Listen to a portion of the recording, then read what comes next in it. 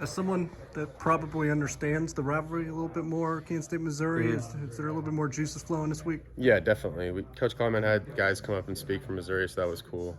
I'm definitely excited for it. My family's always grown up kind of disliking KU, so it's not as big as that game would be, but it's still the same thing. And they probably still have memories of the Big Eight, though, Oh in yeah, Missouri. my family definitely remembers that. I mean, they've been fans for so long. My dad probably remembers every Mizzou game that they did. So.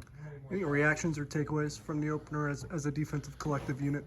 I really liked how we played. I mean, there's obviously still things we can clean up, but I thought we played really fast and we played well. We just had some drives. We need to clean up some things so we can just play the perfect game we want to play.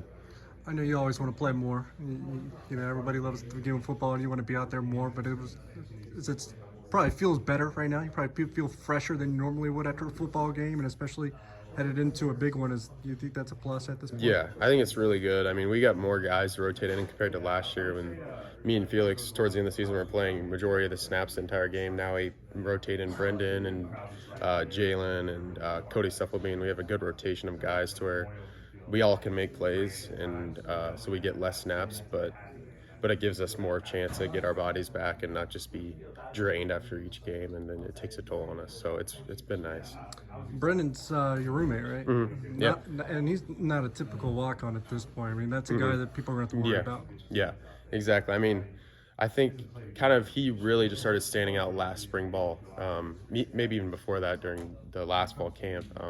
He just started making plays. He had the opportunity because there was no one on the defensive line, and he was the guy that stood out by far compared to everyone during fall camp and spring ball last year. So I think, I mean, it's just kind of was known that it was going to happen at some point, that he was going to get that scholarship and be that guy, and it did at the end of fall camp. So you think it really clicked for him in the spring? Yeah, it definitely clicked for him in the springs. Then he just built on it during fall camp and had a really good fall camp too. So. I think he mentioned when we spoke to him after the game, during the summer, it was just him, you, and Felix just sending videos back and forth, just trying to, I guess, increase your pass rushing repertoire? Yeah, we do it all the time. We send videos of certain things. We follow people on Instagram that do pass rush stuff, and we send it back and forth just to increase our knowledge of the game, stuff like that. So it's been cool to just kind of work with us three, and then Jalen and Cody also. So was our first kind of look at Kobe Savage and kind of pop on Saturday.